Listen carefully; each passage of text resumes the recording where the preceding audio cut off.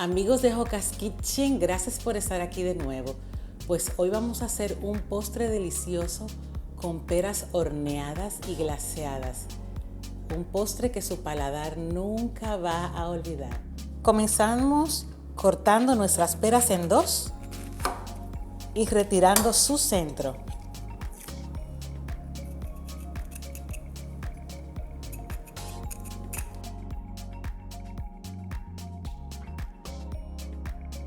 Todas listas, ahora voy a precalentar el horno a 180 grados.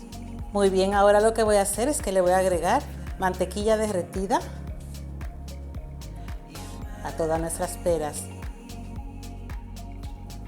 Y aquí tengo 2 cucharadas de azúcar mascabado que le voy a poner por encima para caramelizarlas.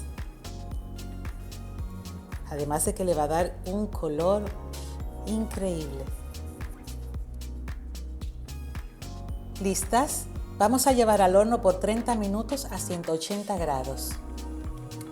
Para acompañar nuestras peras, vamos en un bol a agregar 240 mililitros o 8 onzas de crema de batir espesa.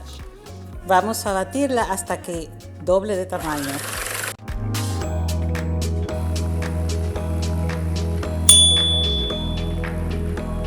Excelente, ahora vamos a agregar 2 cucharadas de vainilla negra.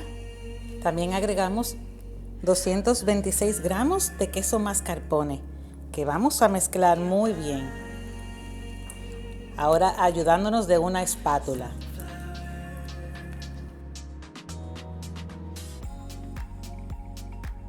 Ahora les muestro cómo voy a presentar en mi plato mis peras.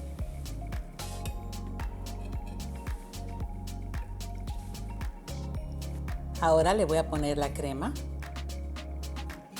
Había triturado 4 cucharadas de pistacho.